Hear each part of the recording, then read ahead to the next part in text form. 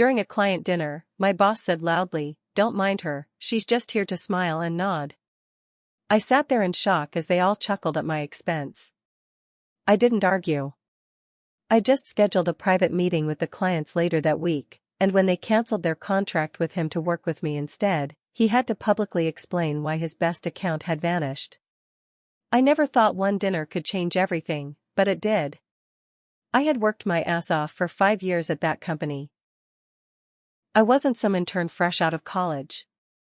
I brought in money. I built relationships. I saved major accounts when other people dropped the ball. But somehow, none of that mattered the night my boss decided to humiliate me in front of our biggest client. The company was based in Cincinnati. Not some flashy startup, just a solid software firm that worked mostly with logistics and operations companies. I was on the business development team, but I also handled client relations.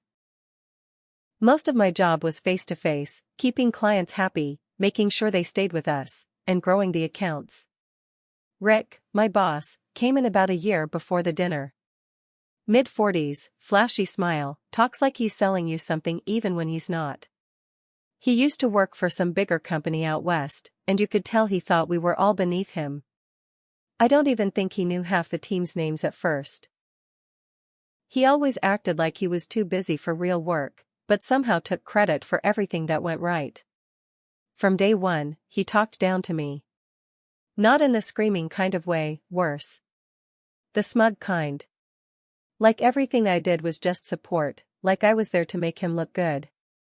I had more experience in client retention than he did, but he never asked me for input.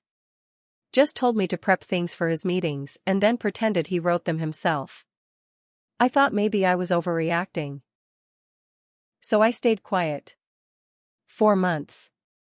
Every time he said something dismissive, every time he forgot to mention I'd done the research, every time he introduced me to clients as his assistant, I swallowed it. I figured he'd get better. But he didn't. Then came the dinner. It was supposed to be a celebration. We'd just finished a massive systems upgrade for Hawthorne Logistics, one of our oldest and most valuable clients. They're based out of Dayton and have been with our company longer than most of the staff. The CEO, Tom Hawthorne, was the kind of guy who didn't say much, but when he did, people listened. I respected him. Still do. I'd managed that account for 2 years. I was the one who met with their tech team every week. I was the one who flew out to fix a system crash on-site when one of our updates failed. Rick? He never showed up unless there was a contract to sign or a dinner to attend. The night of the dinner, I got to the restaurant early. I picked the place. Nothing crazy, upscale, but comfortable. A spot downtown with leather booths and quiet lighting. I dressed simple, clean navy pantsuit, no flash, just professional.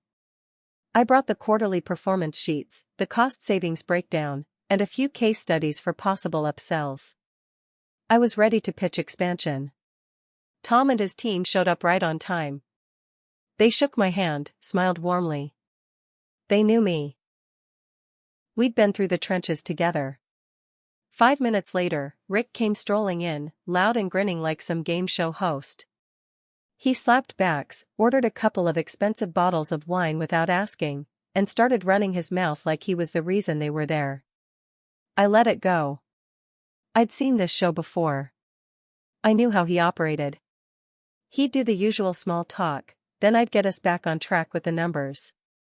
That was the plan. But then it happened. Right after the appetizers came out, I tried to shift the conversation toward business. I brought up how we'd hit all the upgrade milestones ahead of schedule. Tom looked interested. He nodded and turned to me like he was about to ask a question. And that's when Rick laughed, loud, leaned over the table and said, "Don't mind her, she's just here to smile and nod." Like I wasn't even there.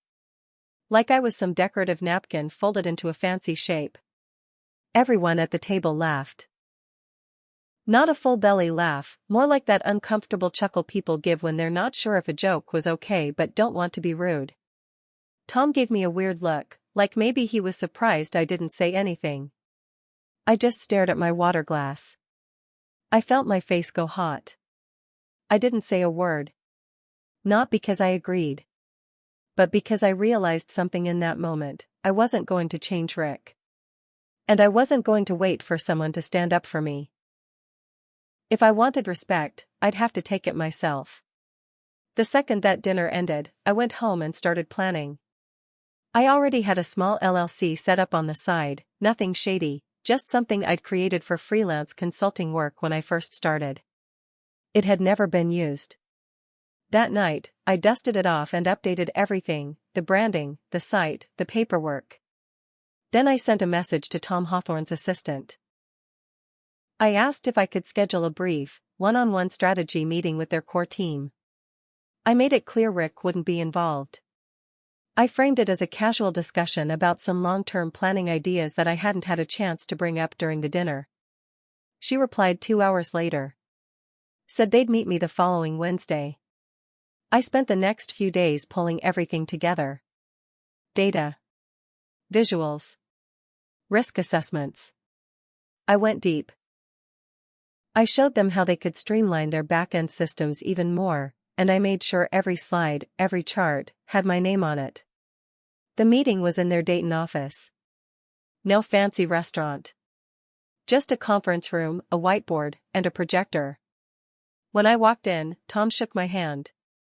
His team looked confused at first, like they were expecting Rick to be with me. "He's not coming," I said, flat.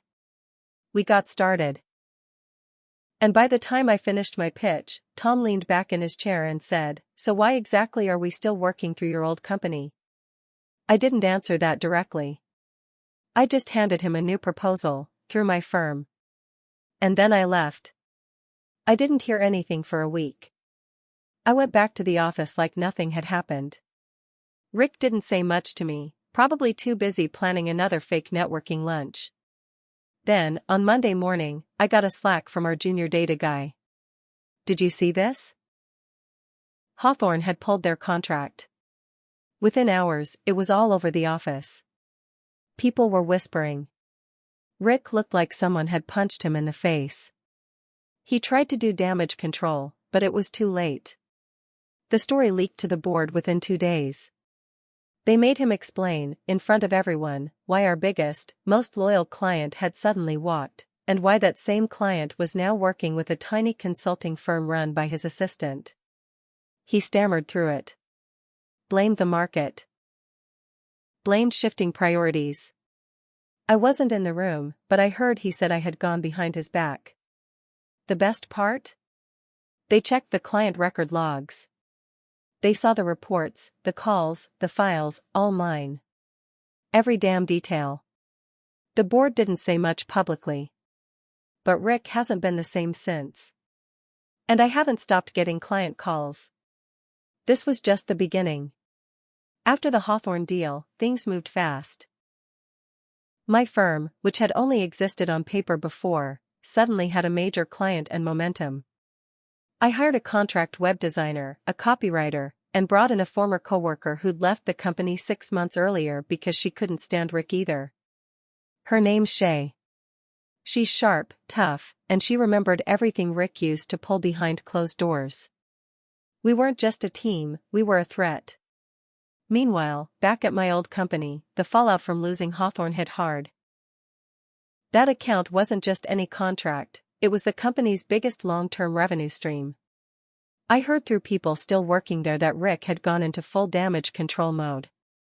He started pulling everyone into meetings, trying to find someone else to blame. He even threw our IT team under the bus during a Monday huddle. The thing is, nobody was buying it. A week later, I got a LinkedIn message from one of the regional VPs. He didn't say much, just, "Would love to grab coffee." Off the record. I didn't answer right away. I waited 2 days, then agreed. We met at a coffee shop near the river. Neutral ground. He showed up in a plain hoodie, no blazer, no company badge. Sat down, looked around like he thought someone might be watching, and said, "I'll keep this short. They're panicking upstairs. Rick's blaming you. They're calling you a thief. but some of us know the truth. And, if more clients go your way, the board will come after him hard. Just so you know, they're already digging. I didn't say much. Just nodded. He sipped his coffee. Be careful. He's not going to take this quietly. And he didn't. About a week later, weird stuff started happening. First, I got a notice from LinkedIn that someone had tried to log into my account from an unknown location. Then Shay told me she'd heard from a former coworker that Rick was asking around, trying to get copies of old internal files I'd worked on. Then it got worse. One of my new clients, a small manufacturing company out of Akron, emailed me saying they'd received a call from someone at my old company warning them that I was under legal review for contract misconduct. They didn't buy it. They called me to warn me instead. I knew Rick was behind it. I just didn't have proof. So I hired someone. A guy I knew from a cybersecurity conference 2 years earlier. He used to do corporate threat detection. Now he works freelance. I told him I needed to know if someone was trying to sabotage my business. He got back to me in 3 days. Rick had hired a digital reputation firm to run what's called a soft smear campaign. That meant posting fake online reviews, spreading rumors about client poaching, and planting whispers on industry forums. It was subtle, designed to scare off new leads, not make headlines. But I caught it early. I saved everything. Screenshots, login attempts, fake reviews, I logged it all. Then I reached out to a lawyer. Turns out, what Rick was doing could be considered tortious interference and defamation if I could prove intent. I didn't file anything yet. I waited. Instead, I did something else. I reached out to 2 clients I knew Rick had personally mismanaged, ones I'd helped keep happy behind the scenes. I asked if they'd be open to a strategy audit, free of charge, through my firm. Both said yes. We did full reviews of their current contracts, pointed out hidden fees, outdated support terms, and deliverables that had been missed under Rick's leadership. And we offered something better. Both of them moved their accounts over to us within the month. 3 clients gone. That's when it happened. One morning, I got a certified letter delivered to my home. It was from the company's legal department. Inside, a cease and desist letter accusing me of improper use of proprietary information and client solicitation in violation of company policy. They were trying to scare me. Problem was, I'd never signed a non-compete. Not once. HR had missed it during onboarding, and I still had the original email thread from years ago where I asked about it and was told, "No need, you're not in sales." I sent all of it to my lawyer. We drafted a response. But I didn't stop there. I decided if Rick wanted to go public, then so would I.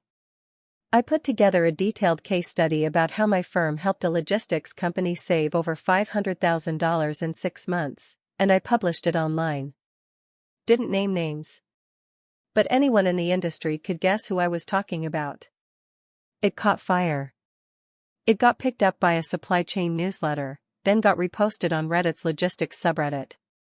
Suddenly, I was getting emails every day from companies asking if I was taking on new clients. And then, a former employee from the Cincinnati office, someone who left after Rick started, sent me a private message. She had recordings.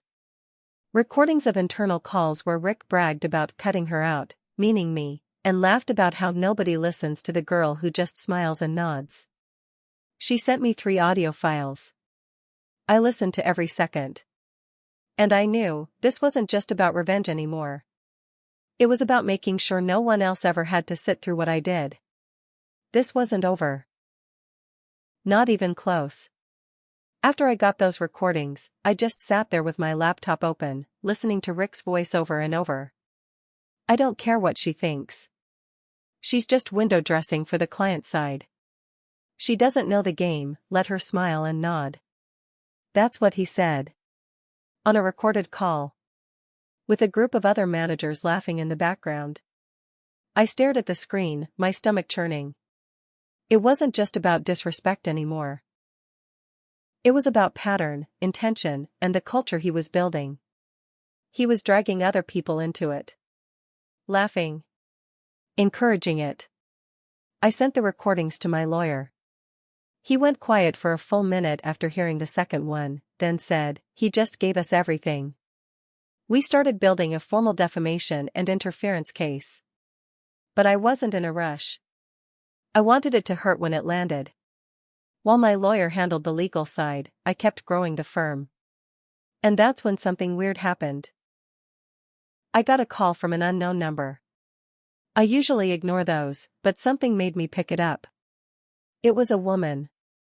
Quiet, nervous voice. Is this the woman who used to work under Rick?" I paused. "Who's asking?" She said her name was Alyssa. She'd just been hired at my old company. New business development associate. Rick was technically her direct manager. "He's doing it again," she said. "Same things you described in your article. The interruptions. The jokes. Today he told a client I was just here to look good for the calendar photo." They laughed. I didn't. I felt sick. She said she had read the anonymous case study I posted. She said one of the women in her office figured out it was probably me. And they passed it around quietly. A bunch of them were trying to get out. I told her I couldn't give her legal advice, but I offered to meet for coffee. We met the next day, in a little diner outside of town. She looked like I had the day after that dinner, furious, but exhausted. "I don't even want to fight him," she said. "I just want to work somewhere where people don't treat me like I'm invisible." I had an idea. My firm was growing fast. I needed help. I offered her a contract role on the spot. She cried when she accepted. Not out of joy, out of relief. That's when I realized something else. I had a whole list of people like her. Former coworkers, especially women, who left because Rick made the place impossible.